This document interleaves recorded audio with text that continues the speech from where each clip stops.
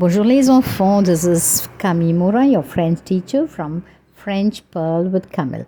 In today's lesson, we are going to see how to read the combination of BR followed by a vowel. So, BR plus a vowel. So, let's start right away. What you will be doing is listen carefully to how I pronounce the words, the sound or the words, and then repeat after me. So here we go. Bra, bra, bracelet, bracelet, meaning bracelet. Bre, bre, brebis, brebis, meaning sheep. Brie, brie, brioche, brioche.